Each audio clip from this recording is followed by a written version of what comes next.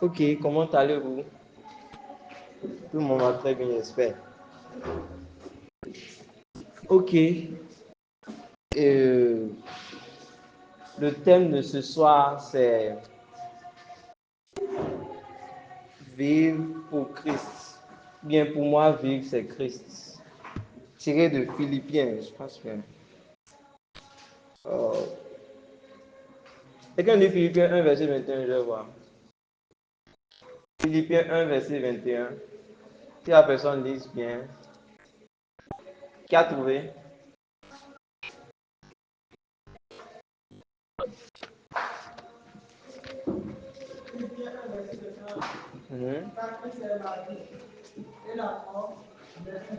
Bon, jusqu'à Christ est ma vie. Christ est ma vie. Ok.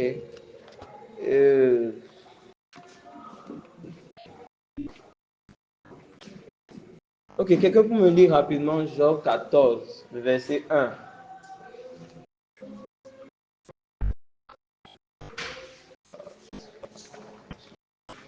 Job 14, verset 1.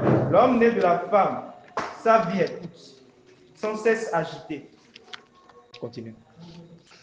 Il naît, il est coupé comme une fleur. Il fuit et disparaît comme une ombre. Et c'est sur lui que tu as l'œil ouvert. Et tu me fais aller en justice avec toi.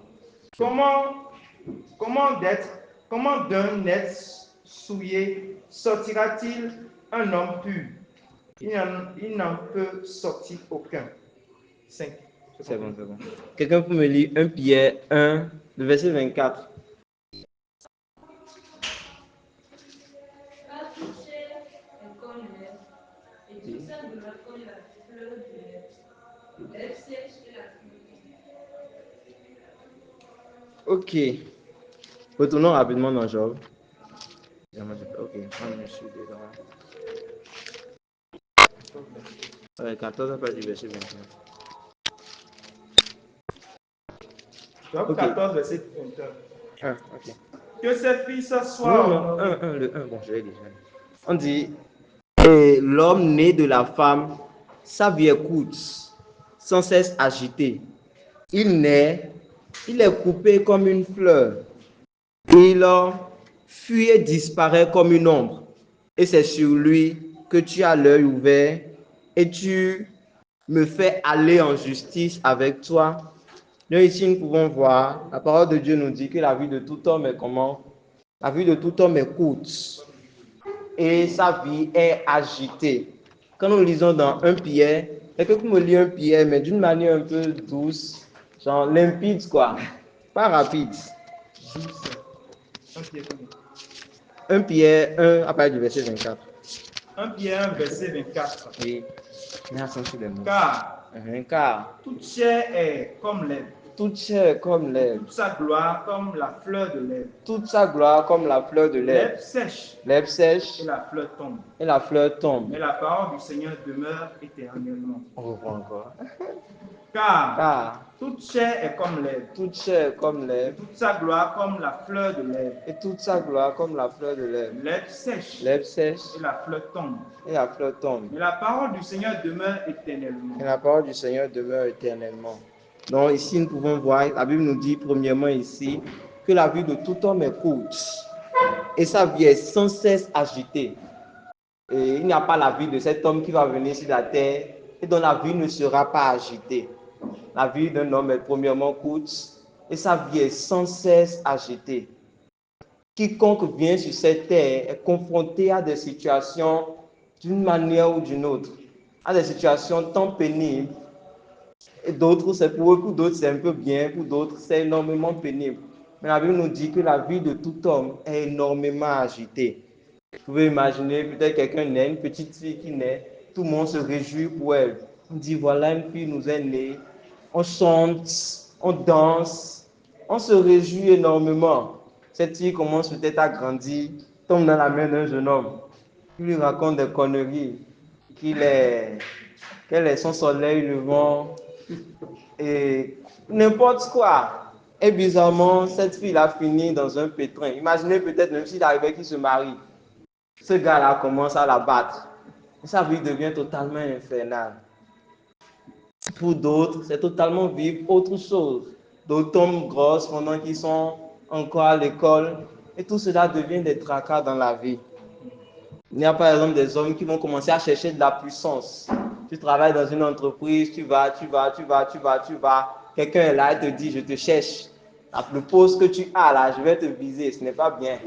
Et en même temps, pour essayer de te protéger, même grand que tu sois, ayant l'argent n'importe comment, tu commences à faire quoi? Tu commences à aller chez un pauvre balao.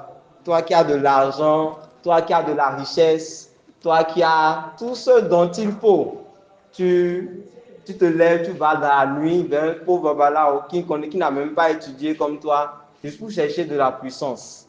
On te dit d'aller peut-être dans un carrefour noir, dans une nuit noire, où tu vas prendre, je sais pas quoi, des sacrifices. Et tu es obligé, par exemple, de rester nu. Et la vie de tout homme est énormément agitée. Imaginez peut-être quelqu'un qui a peut-être 2 enfants, qui vit bien. Et ça, c'est vraiment une histoire que j'ai entendue. Quelqu'un qui avait 2 enfants et qui vit bien. Et un jour, les 2 enfants voulaient revenir de l'école ensemble. Et juste, un mauvais chauffeur qui conduisait a juste ramassé les 2 enfants et les 2 enfants sont morts. On vous allait dire que la vie d'un homme n'est pas agitée. La vie d'un homme est énormément agitée. Il y avait une femme qui venait de perdre son mari. Ça, c'est une histoire que j'ai entendue aussi quelque part dans un livre. Il y avait une femme qui venait de perdre son mari. Et ils étaient en train de partir à la morgue, je pense. Ou bien ils venaient de retirer le corps pour aller enterrer le mari. Le mari était un militaire. Donc, ils avaient utilisé un bus de militaire pour pouvoir revenir. Donc, ils étaient dans la voiture quand juste un mauvais chauffeur, comme on le dit toujours, a juste dévié. C'était un gars qui conduisait à vive allure. A juste dévié à ramasser la voiture. Le mari était déjà mort. Tous les enfants de la dame qui étaient dans cette voiture aussi sont morts. Et la question qu'elle s'est posée à la fin, pourquoi je vis? Ok. Donc, ce sera d'une manière ou d'une autre à cette réponse que nous allons répondre ce soir. Quand nous lisons Pierre 1 à partir du verset 24 à 25, lisons rapidement.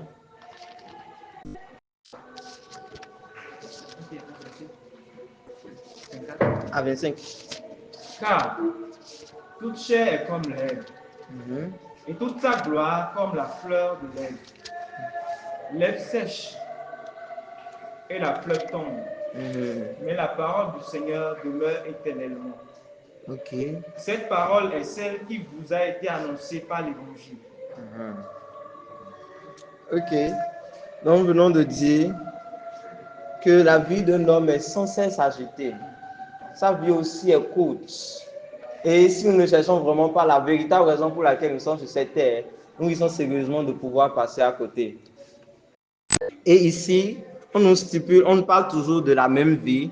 On dit au verset 24, je trouve rapidement, on dit qu'à toute chair comme l'herbe, et toute sa gloire comme la fleur de l'herbe.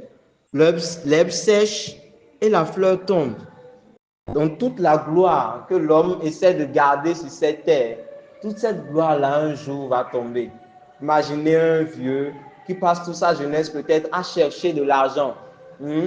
Imaginez par exemple quelqu'un qui a vécu dans la pauvreté et qui dit, si un jour je deviens riche, avant par exemple à Noël, je ne trouvais par exemple rien à manger. Ou bien, c'est ma mère qui nous racontait cette histoire, elle disait que c'est seulement à Noël qu'ils avaient la capacité de manger du riz. Imaginez par exemple quelqu'un qui vit dans de telles situations et qui dit que je vais chercher de l'argent dans la vie. Et lorsque je vais devenir riche, pendant les fêtes, je vais prendre un gros cabri et je vais essayer de tuer. Et je vais bien manger, je serai rassasié à satiété. Et il arrive à 110 ans, voire 50 ans. Et il tombe malade, on lui dit qu'à cet âge-là, tu n'as plus le droit de prendre la viande. Sinon, tu auras assez de cholestérol en toi. On dit à cet âge-là, tu n'as plus le droit de prendre des œufs. Sinon, tu auras ceci, tu auras ceci. Tout ce qu'il aurait pris le temps à chercher dans sa vie, l'a-t-il obtenu? Non. Un jour, la gloire de quiconque, tout ce qu'on cherche comme gloire, un jour va partir. Alors, nous pouvons voir que sérieusement, Si nous ne trouvons pas une vraie raison pour cette vie, on va juste vivre juste comme ça et sans valeur. Ok, mais actuellement nous allons essayer de voir comment Dieu a essayé de restaurer cette gloire-là en nous. Disons rapidement dans Colossiens 1, verset 27. À qui Dieu a voulu faire connaître quelle est la glorieuse richesse de ce mystère parmi les païens. Savoir Christ en vous, l'expérience de la gloire. Ok. Donc, pour répondre à cette question ici, on dit la gloire de l'homme. Toute la gloire de la chair, de tout homme, est comme l'herbe, et toute sa gloire comme la fleur de l'herbe. L'herbe sèche et la fleur tombe. Donc, toute la gloire de l'homme, un jour, va partir. À peine un homme va vivre pendant 80 et quelques ans, et après, il part. Imaginez, par exemple, une jeune dame qui, dans sa jeunesse, prenait le temps à bien s'habiller, à mettre du rouge à lèvres, tous ces trucs-là. Elle se donne la vieillesse, elle peut essayer de faire encore de telles choses. Hein? Ou bien essayer de porter talons à 90 ans, par exemple. Ce ne serait pas possible. Parce que toute la gloire serait partie. Alors, pour résoudre ce problème, ici, quand nous regardons bien, la Bible dit tout homme né d'une femme. Nous pouvons voir cela. Et la Bible dit dans Romains 3, verset 23, que, disons rapidement, tous sont péchés, sont privés de la gloire de Dieu. Alors tous les hommes, ont péché et sont aussi privés de la gloire de Dieu. Il n'y a pas cet homme-là qui n'est pas privé de la gloire de Dieu. Et une raison aussi du fait que nous sommes privés de la gloire de Dieu, c'est du fait que nous sommes tous pécheurs. Mais comment Dieu a-t-il pu restaurer cette gloire-là en nous? Comment Dieu a-t-il pu donner un sens à la vie de l'homme? Qu'est-ce que Dieu a amené comme raison de vie de chaque homme? Qu'est-ce que Dieu a décidé de donner à l'homme afin que sa vie puisse avoir un sens sur cette terre? Et nous lisons dans Colossiens où la Bible dit à eux, Dieu a voulu faire connaître quelle est la glorieuse richesse de ce mystère parmi les païens, savoir Christ en vous, l'espérance de la gloire. Alléluia. Nous allons rapidement lire Éphésiens 5. Ce que je vais dire, ça risque d'être. Oh, ce sera un truc que vous n'avez presque jamais entendu quelque part, mais néanmoins, je prie que le Seigneur puisse mélanger la parole avec la foi. Je vais le lire ici moi-même. Oh, sinon, on risque de mal comprendre.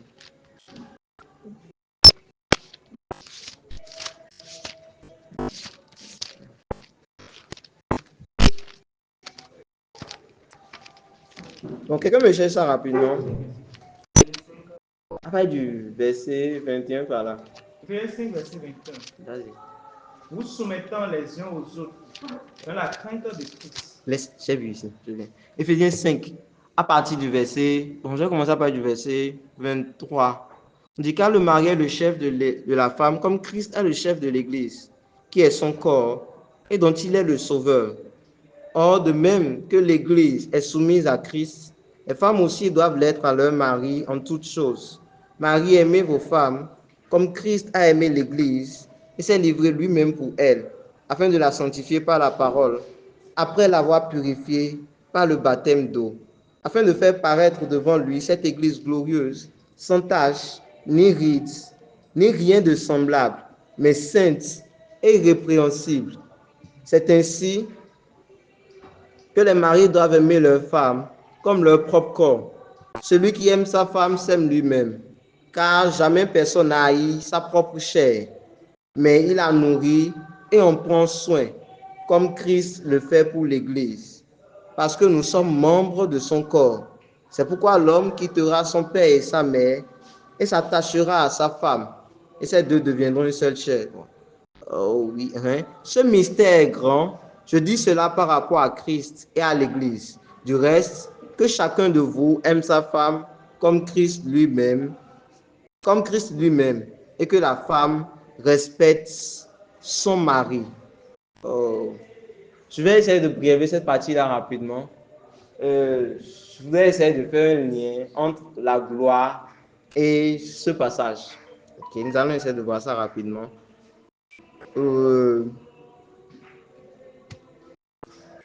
Christ doit restaurer en nous une certaine gloire. Mais comment cela doit se faire? Or que la gloire de Dieu est quelque chose qui est sérieusement caché. La gloire de Dieu est quelque chose qui est préservé. Sa gloire est quelque chose qui est réservé. Il est impossible à quelqu'un de pouvoir toucher à la gloire de Dieu. Il est impossible à quelqu'un, même aux anges, de pouvoir toucher à la gloire de Dieu. Donc, comment Dieu a-t-il alors décidé de faire partager sa gloire avec les hommes? Du moment où l'homme a perdu une gloire sur cette terre à cause du péché, comment Dieu a alors décidé de faire partager sa gloire aux hommes? Et nous pouvons voir cela ici rapidement. Oh, je ne sais pas comment rapidement essayer d'expliquer. Ici, il nous a dit dans le verset 32, ce mystère est grand. Et je dis cela par rapport à Christ et à l'Église. Quand nous lisons le verset 31, on dit, c'est pourquoi l'homme quittera son père et sa mère, s'attachera à sa femme, et les deux deviendront une seule chair. Oh. Je vais essayer de paraphraser rapidement, je ne vais pas démontrer comment cela est possible. Mais en réalité, le seul moyen pour qu'on puisse partager la gloire avec Dieu, ce serait le fait de pouvoir devenir un avec lui. Est-ce qu'on m'a compris? Et ici, la seule manière dans la Bible, disons dans toute la Bible, de pouvoir devenir un avec quelqu'un, c'est le fait de pouvoir devenir une seule chair avec lui. Est-ce que vous êtes en train de comprendre? Et le fait de pouvoir devenir une seule chair avec quelqu'un apparaît juste 2 fois dans la Bible. Apparaît dans Genèse, où il est dit que l'homme et la femme deviendront une seule chair. Et ici, où il nous est dit que, bon, toujours l'homme et la femme deviendront une seule chair. Lisons le verset 31. La Bible dit, c'est pourquoi l'homme quittera son père et sa mère, s'attachera à sa femme, et les deux deviendront une seule chair. Dans la Bible, quand on dit ici, Christ en vous, l'espérance de la gloire, la seule partie où nous a été démontré comment ce système-là s'est passé, comment on peut devenir un avec Christ, comment on peut être en Christ, et comment Christ aussi peut être en nous. La seule manière dans toute la Bible dont il a été démontré cela, c'est le fait que et ils deviendront une seule chair. Est-ce que vous avez compris? Ok. Alors, donc, devenir une seule chair, c'est le fait de se marier à la personne. Donc, nous pouvons voir que... Ah, est-ce que vous êtes en train de comprendre? Dans Philippiens ou bien dans... Je pense que c'est Éphésiens, je ne sais pas trop. Dans Colossiens, on nous a dit Christ en vous, l'espérance de la gloire. Hein? Ok. Et la seule manière de pouvoir être en Christ, et Christ aussi d'être en nous, c'est, nous venons de le dire, c'est le fait de pouvoir devenir une seule chair avec Christ. Et devenir une seule chair avec Christ parle en réalité de quoi? Du mariage avec lui. Et la seule manière de pouvoir avoir la gloire, ce sera aussi le fait de pouvoir nous marier avec Dieu. C'est compréhensible? Ok, bon, imaginons. Toi, tu as combien? Bon, bien. Imagine que, bon, tu vas avoir combien dans la vie après? Comme argent. Prenons, imaginons que l'argent est la chose qui t'est le plus cher. Combien? Parle. Bon, ok. Il a dit qu'il va avoir l'argent à l'infini, il n'est pas sérieux. Quelqu'un d'autre qui est un peu sérieux. Qui veut avoir Quelqu'un d'autre. Ok, juste combien? 1 million d'euros. Ok. Suivons.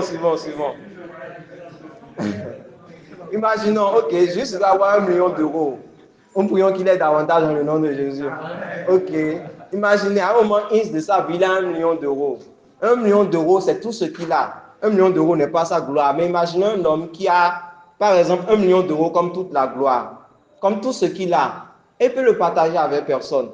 Son frère, est-ce que vous allez accepter, par exemple, de partager presque tout ce que vous avez avec votre frère? Ok, bon. Est-ce que votre frère, donc, ça vous allez décider de pouvoir donner, ok. Mais est-ce que votre frère a accès directement à votre argent? Non. Est-ce que même votre père a accès directement à votre argent? Qui aura accès directement à votre argent? Vous n'êtes pas sérieux. Ah, waouh. Vous n'êtes pas sérieux, répondez. Ok. D'une telle manière, donc, même aujourd'hui dans la loi, il y a le fait de pouvoir faire le bien commun ou bien le tronc commun. Donc, d'une manière ou d'une autre, si vous voulez vraiment le reconnaître, ce que vous avez aussi appartient à votre femme. Donc, c'est de cette seule manière dont nous avons la capacité de pouvoir faire quoi? De pouvoir avoir accès à tout ce qui appartient à Dieu. Personne, je dis même les anges, n'ont pas accès à cette gloire-là, n'ont pas accès à toute la gloire de Dieu, au Shekinah de Dieu. Dieu ne s'est jamais offert lui-même à quelqu'un, à part aux hommes. Mais de quelle manière? En partageant sa gloire. Comment? Par le fait de devenir une seule chair avec lui. Et en étant la femme de Christ, tout ce qui est à lui devient aussi pour nous. Alors, en étant sa femme, nous pouvons avoir, c'est le seul moyen par lequel nous avons la capacité de pouvoir profiter, de pouvoir avoir accès à la gloire de Dieu. Mais rapidement, je vais démontrer comment cela s'est passé. Comment on peut devenir une seule chair avec Christ. On y va. Nous allons rapidement lire dans Jean, je pense bien, rapidement. Jean 15, le verset 4 à 5. Jean 15, verset 4. Demeurez en moi, et je demeurerai en vous. Comme le sarment ne peut de lui-même porter du fruit, s'il demeure attaché au cep, ainsi vous ne pouvez non plus si vous ne demeurez en moi. Demeurez en moi, et je demeurerai en vous. Comme le sarment ne peut de lui-même porter du fruit, s'il ne demeure attaché au cep, ainsi vous ne le pouvez non plus si vous ne demeurez en moi. Je suis le cep, vous êtes les sarments. Celui qui demeure en moi et en qui je demeure porte beaucoup de fruits, car sans moi vous ne pouvez rien faire. Si quelqu'un ne demeure pas en moi, il est jeté au dehors, comme le sarment, et il sèche. Puis on ramasse les sarments, on les jette au feu et ils brûlent. Ok. Tu continues? Non, c'est bon. On dit, à partir du verset 4, la Bible nous dit, demeurez en moi et je demeurerai en vous. Je viens.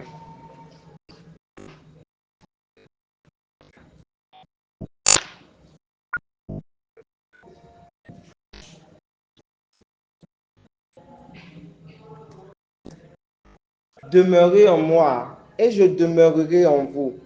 Comme le sarment ne peut de lui-même porter du fruit s'il ne demeure attaché au cep.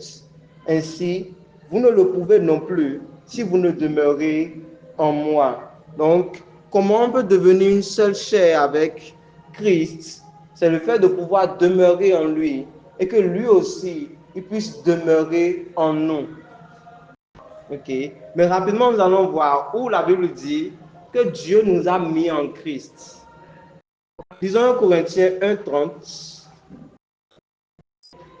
Or, c'est par lui que vous êtes en Jésus-Christ, Ok. lequel, de par Dieu, a été fait pour nous sagesse, justice et sanctification et rédemption. Ok. Colossiens 1:30. On dit, or, c'est par lui que vous êtes en Jésus-Christ. Donc, ce n'est pas un truc à nous efforcer à entrer en Christ, mais c'est par Dieu lui-même que nous avons été mis en Jésus-Christ. Alors, pour pouvoir vivre cette expérience du fait de pouvoir demeurer en Christ, il nous faut juste reconnaître qu'à la croix, Dieu nous a mis en lui.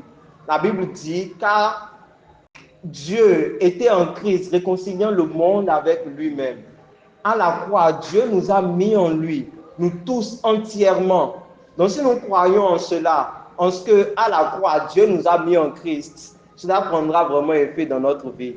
Mais comment Dieu peut-il venir habiter en nous? Et c'est là le problème. Nous allons lire Romains.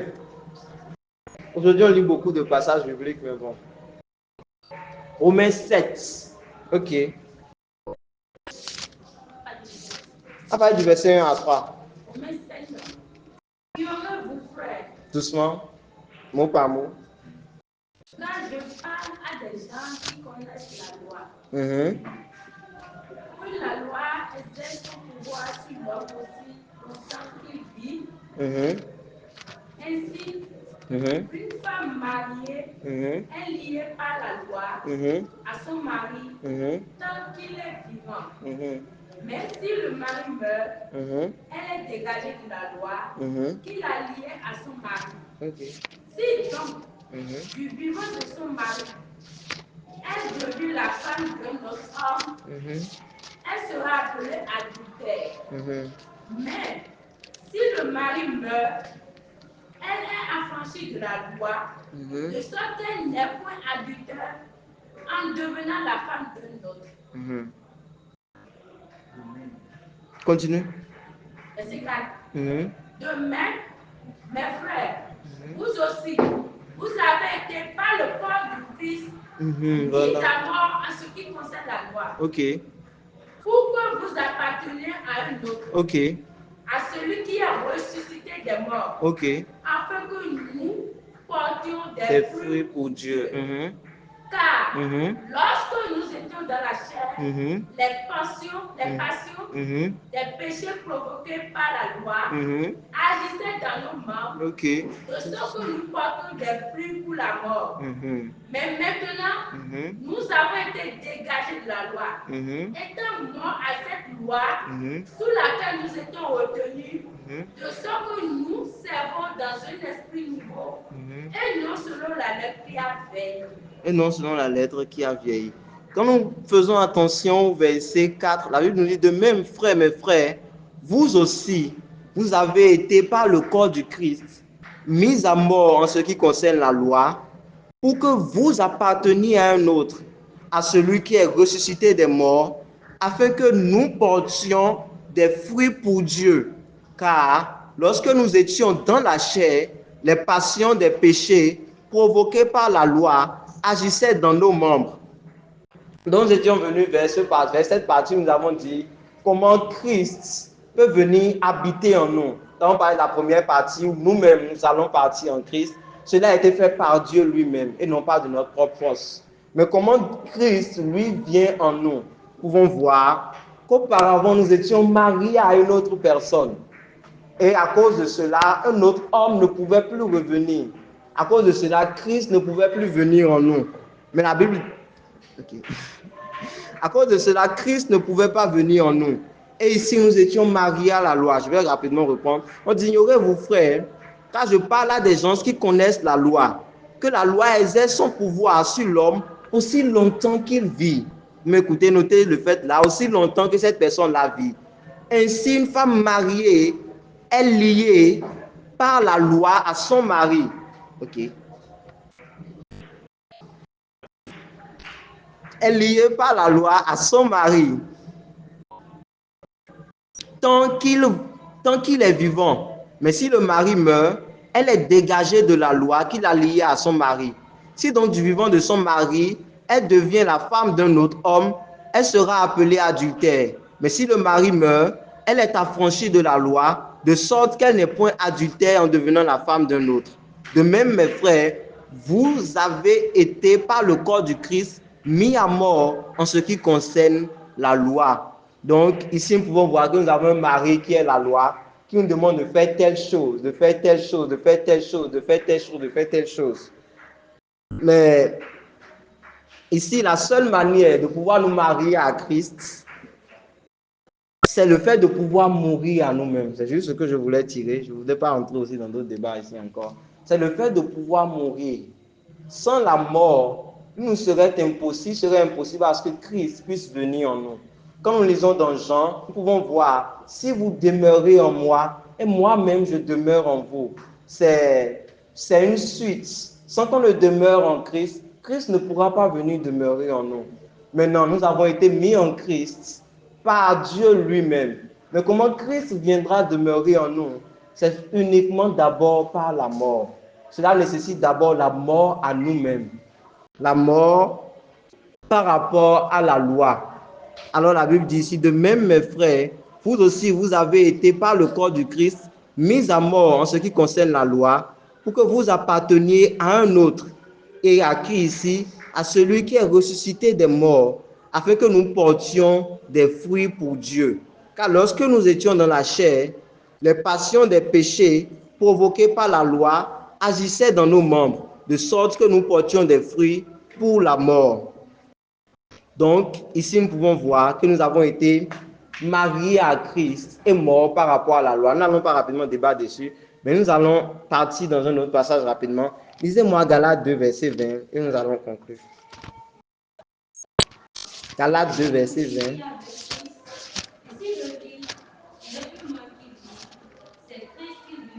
Ok, nous venons. Oh, bon, continue. Reprends. J'ai été crucifié avec Christ. Et si je vis, ce n'est plus moi qui vis, c'est Christ qui vit en moi. Si je vis maintenant dans la chair, je vis dans la foi au Fils de Dieu, qui m'a aimé et qui s'est livré lui-même pour moi. Je ne regrette pas la grâce de Dieu, car si la justice s'obtient par la loi, Christ est donc mort en moi. Ok, on va rapidement lire Romains 14, versets 7 à 8. Romains 14, verset 7 à 8. Oui. En effet, nul de nous ne vit pour lui-même, et nul ne meurt pour lui-même. Car si nous vivons, nous vivons pour le Seigneur. Et si nous mourons pour le Seigneur. Soit donc que nous vivons, soit que nous mourions, nous sommes au Seigneur. Ok, c'est totalement notre passage. C'est bon. Donc, nous pouvons voir que dans Galates 2, verset 20, la Bible dit, ce n'est plus moi qui vis, mais c'est Christ qui vit en moi. Ça répond encore à ce que nous venons de dire. Seule la mort peut donner accès à Dieu de pouvoir entrer en nous. Il nous faut mourir à nous-mêmes. Mourir, bon, on ne va pas expliquer rapidement ce que cela veut dire, mais d'une manière ou d'une autre, c'est totalement que notre propre volonté puisse partir. Je vais expliquer cela rapidement aussi pour le cas de Christ. La Bible dit que quand il était venu sur cette terre, il ne vivait que pour faire la volonté de Dieu. Ici, il nous est dit, si nous vivons ou si nous mourons, nous vivons pour le Seigneur. Dans l'exemple du Christ, il dit, je vis uniquement pour la volonté de celui qui m'a envoyé. Il dit, je n'ai jamais rien fait si ce n'est pour la volonté de celui-là qui m'a envoyé. Tout ce que Christ a fait sur cette terre, il a fait uniquement pour la volonté de Dieu. Il n'a jamais vécu pour lui-même. Mais comment cela en réalité s'est-il passé? Il fallait que lui-même aussi puisse mourir. Mais ici, nous ne parlons pas par rapport au péché, mais nous parlons par rapport à la volonté. Nous allons voir, juste avant de pouvoir commencer son ministère, la Bible nous dit qu'il a été baptisé d'abord par Jean. Et qu'est-ce que le baptême signifie? Le baptême veut dire que d'abord la personne meurt et la personne aussi est ressuscitée. Oui. Donc Christ aussi a décidé, avant de pouvoir commencer sa vie sur cette terre, avant de pouvoir commencer son ministère sur cette terre, de mourir à lui-même. C'est à cause de ça qu'il a accepté ce baptême-là, en disant, ok, je veux mourir moi aussi. Et dans toute sa vie, nous pouvons voir le fait qu'il était devenu humain, il avait une volonté propre à lui-même. Il avait sa propre vie à vivre. Il avait ses propres ambitions. Je peux parier que Jésus ne voulait pas mourir pour vous. Qui croit ça? À la croix, il a dit non selon ma volonté, mais selon ta volonté. Il avait sa propre volonté. Mais comment a-t-il pu accomplir le but de Dieu pour lui sur cette terre? En mourant à lui-même. Et c'est ce à quoi je voudrais vous convier ce soir en utilisant tous ces versets, toutes ces démonstrations du fait que le fait de pouvoir vivre, ok, d'accord, le fait de pouvoir mourir à soi-même, mourir à sa propre volonté pour pouvoir vivre pour Dieu est le sens réel de la vie d'un chrétien. C'est le sens réel, de fait, c'est ce qui exprime le fait que Christ vient vivre en nous et nous aussi, nous vivons en lui, nous avons été mis en lui par la croix. Maintenant, pour que lui soit mis en nous, il nous faut d'abord mourir à nous-mêmes, en acceptant cela par la croix. C'est uniquement par la croix que nous avons cette capacité de pouvoir mourir à nous-mêmes. Alors, c'est à cause de ça, la Bible dit, je ne vais pas utiliser ça, on n'ira pas rapidement dans ces versets, mais la Bible va dire ailleurs, lorsque Jésus-Christ est venu sur cette terre, en voulant choisir les disciples, qu'est-ce qu'il leur a dit? C'est quoi la condition pour devenir disciple? Il dit que la personne renonce à lui-même. Et si cette personne-là renonce à lui-même, qu'il fasse quoi? Qu'il porte sa croix et qu'il puisse le suivre.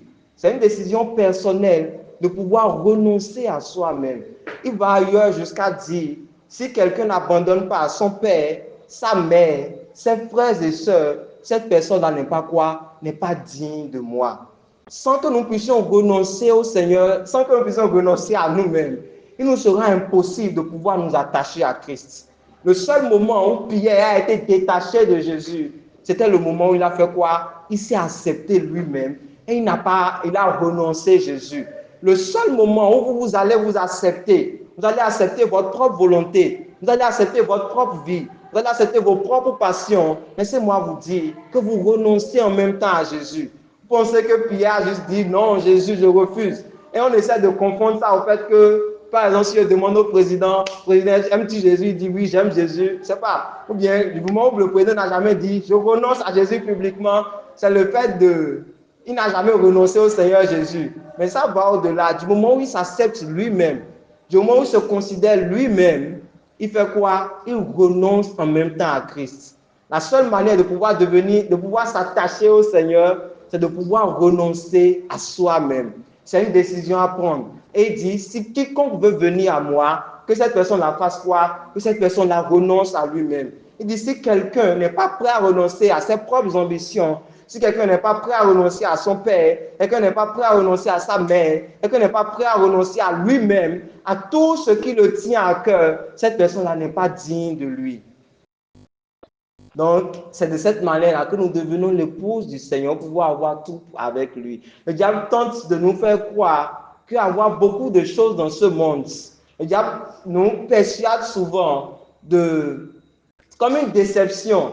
Il nous fait croire que nous avons besoin de telles choses. On n'en avons pas sérieusement besoin.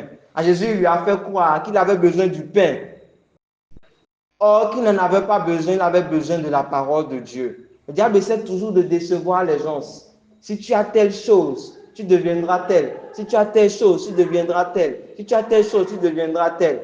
Mais la Bible dit que nous devons renoncer à nous-mêmes, renoncer à tout ce que nous avons et appartenir au Seigneur. Ceci, c'est une décision à prendre. Je voudrais conclure avec un truc que j'oublie. Moi, je vais conclure de cette manière. C'est à cause de ça, Paul dit, vivre pour moi, c'est Christ, et la mort, mais un gain. Donc, la seule manière de pouvoir devenir attaché au Seigneur, de pouvoir être uni à Christ, de pouvoir devenir un avec lui, c'est le fait de pouvoir renoncer à nous-mêmes et nous attacher au Seigneur. Ceci, c'est une décision à prendre, de pouvoir renoncer à nous-mêmes. C'est une confession à dire à Dieu. Et laissez-moi dire que cela aura de conséquences sur votre propre vie. Et c'est comment exprimer cela? C'est la seule manière dont nous pouvons recevoir la gloire de Dieu. Et secondo, c'est aussi la meilleure manière de pouvoir vivre sur cette terre. La seule richesse, voilà, que Dieu a pu proposer aux hommes, à un homme, c'est lui-même. Et pour pouvoir être attaché à lui, il faut quoi? Il faut qu'on puisse renoncer à nous-mêmes. Mais je vais rapidement finir par un passage. Quelqu'un connaît le passage, ils ont parlé des noces à Canaan. Genre, ok, essayons d'aller rapidement. Que quelqu'un qui me trouve le passage mette.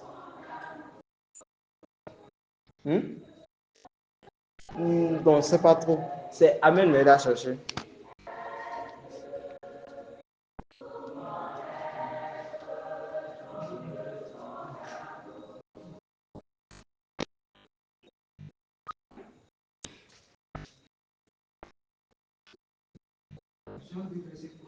Ok, commence.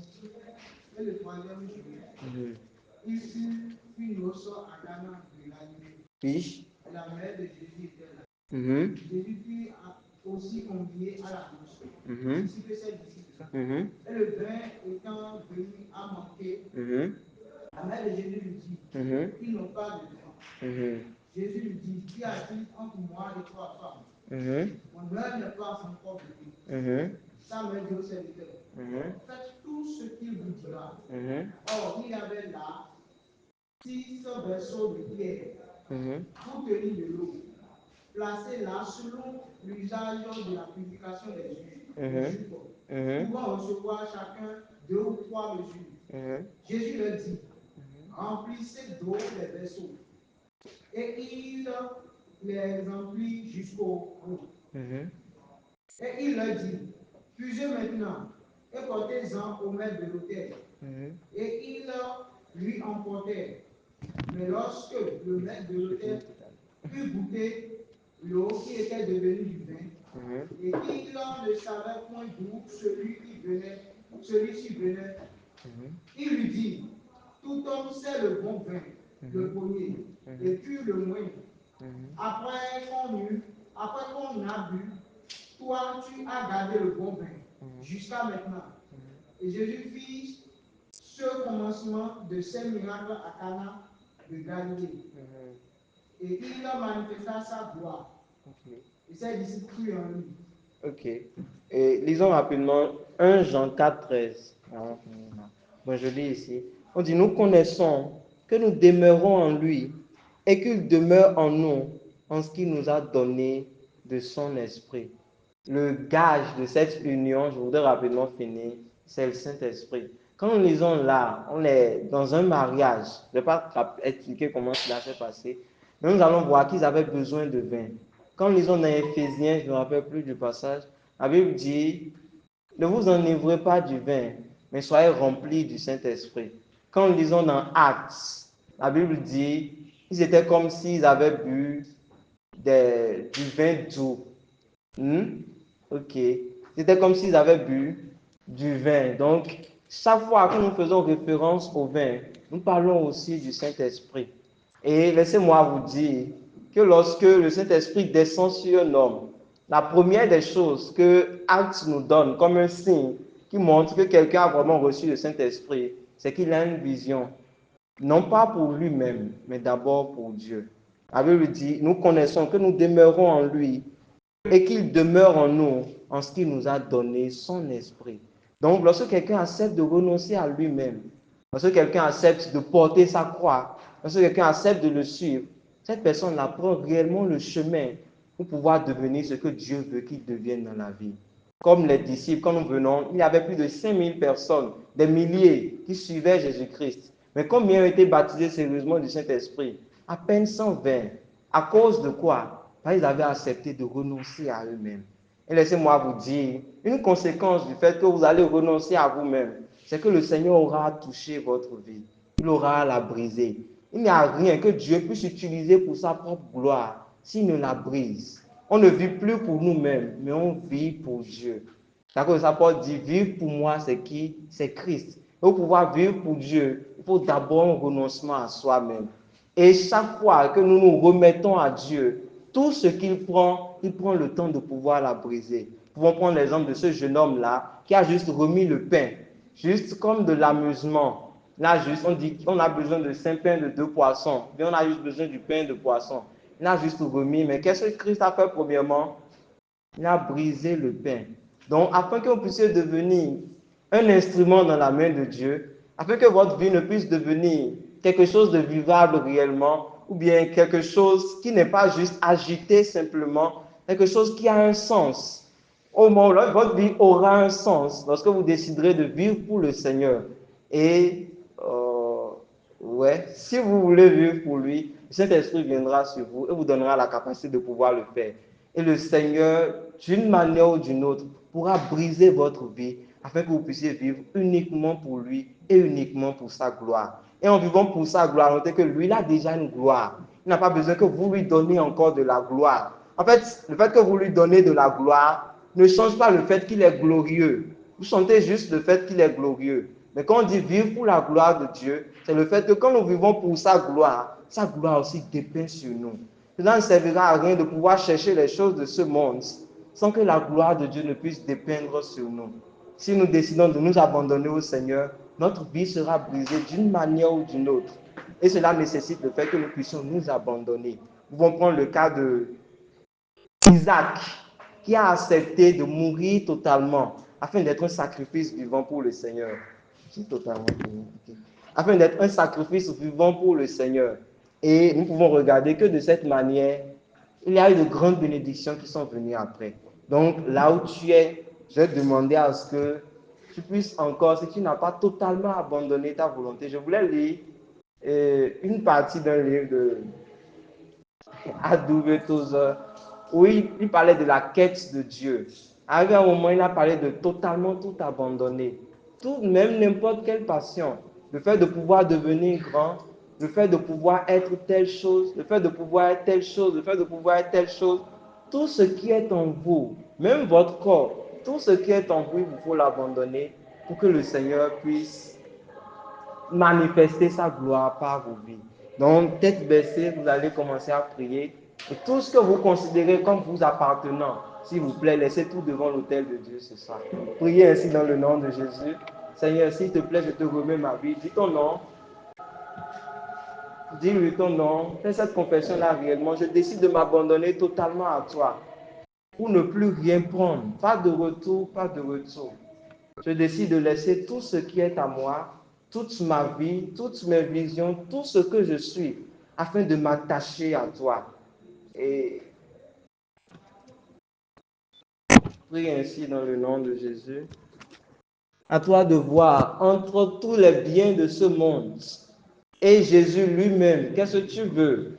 La condition pour avoir Jésus, c'est de tout perdre. La Bible dit, celui qui perdra sa vie la gagnera.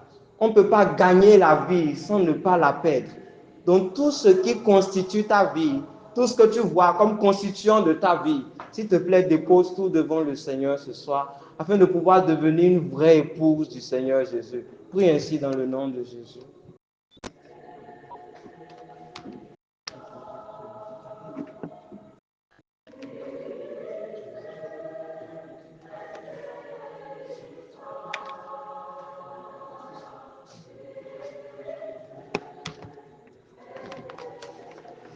Nous allons chanter ce chant rapidement.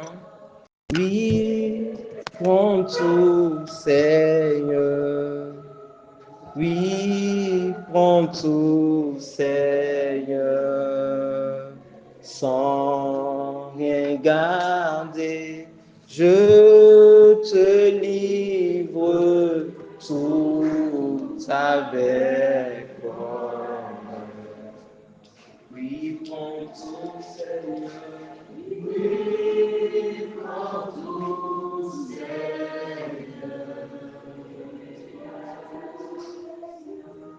Oui, prends tout, Seigneur.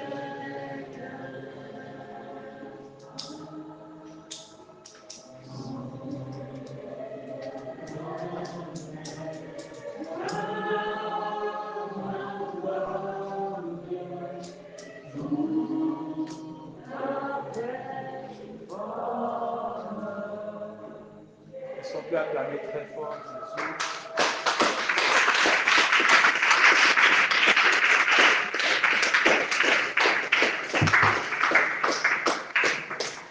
Vraiment, le temps est parti. Je tiens vraiment à beaucoup m'excuser par rapport au temps. Je sais que le temps est parti. Quand même, j'aimerais finir en beauté. Le message a été tellement fort. Fort pour ceux qui ont vraiment prêté oreille et ont vraiment été concentrés. Amen. Alléluia. Alléluia. Amen. Alléluia. Amen. Qui sont ceux qui sont fâchés contre moi? Je vais en même temps partir en même temps. Qui sont ceux qui sont fâchés? Levez la main et soyez sincères. Amen. Que le Seigneur nous aide. Amen. Que le Seigneur nous aide. Alléluia. Je remercie grandement Dieu pour le message de ce soir. Alors que mon frère était en train de parler, il y avait une chanson seulement qui venait. C'était cette chanson qui dit: je ne pourrais imaginer combien ça coûterait. À la place, à la croix, il a pris ma place. Jésus s'est donné. Je ne sais pas si. Parfois, quand on chante des chansons, parfois ce sont des mélodies qu'on écoute, mais on n'entend pas les paroles qui sont cachées dedans. La dernière fois, quand on parlait de Philippiens 2, verset 7, on lui dit que Jésus était comme Dieu, égal à Dieu. Il avait déjà toute sa gloire. Amen. Il n'avait pas besoin, ce n'est pas le qu'il a accompli qu'il a donné la gloire, mais il avait la gloire. Alléluia. Notre frère est en train de parler. La gloire, Dieu a déjà sa gloire. Mais à chaque fois, Dieu se dit, à cause de toi, je me sacrifie. Pour que toi, au moins, tu puisses être à cette place-là. Je ne sais pas, quand on commence par adorer, je ne sais pas ce qui peut-être nous arrive, ce qui nous arrive quand on commence par chanter. Mais on ne sait pas le poids, vraiment. Je ne sais pas si on peut quantifier le poids de ce que Jésus a fait pour nous. Je ne sais pas, sincèrement. Alléluia. Hein?